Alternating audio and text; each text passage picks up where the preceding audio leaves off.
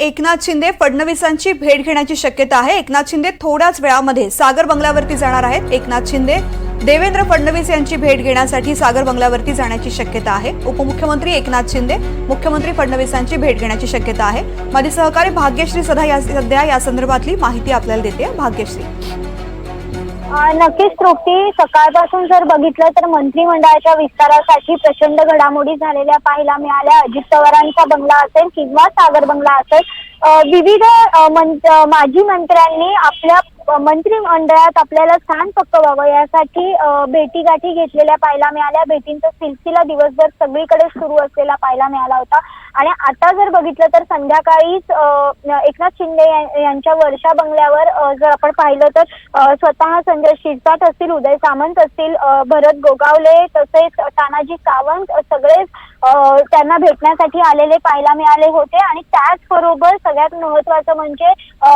चंद्रशेखर बावनकुळे देखील तिथे हजर झालेले पाहायला मिळाले होते। जवळपास 40 मिनिटं एकनाथ शिंदे यांच्याबरोबर त्यांची चर्चा देखील झाली।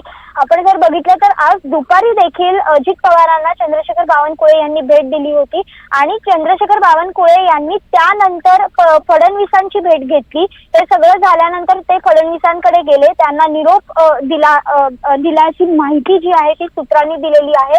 आणि आता आपण बघतोय तर एकनाथ शिंदे जे आहे ते फडणवीसांना भेटायला जाणार असल्याची माहिती समोर येते। खरं तर एकनाथ शिंदे यांचे जी मंत्रिमंडळाची अंतिम यादी आहे ती अजूनही समोर आलेली नाही। जेव्हा अजित पवारांनी देखील त्यांची बऱ्यापैकी नावं जी आहेत मंत्रिमंडळाची ती निश्चित केलेली आहे, तर भाजपने देखील बरीच नावं जी आहेत ती निश्चित केलेली आहेत। मात्र अद्यापही कोणत्याही प्रकारची यादी एकनाथ शिंदे यांच्याकडनं बाहेर आलेली नाही। त्यामुळे ही चर्चा वाढते का, ही जी खलबतं आहे ती अजूनही तशीच सुरू राहत आहेत का, हा देखील तितकाच महत्त्वाचा प्रश्न आहे। पण नेमके एकनाथ शिंदे फडणवीसांना भेटून काय बोलणार याकडे देखील सगळ्यांचंच लक्ष लागलेलं पाहायला मिळतंय।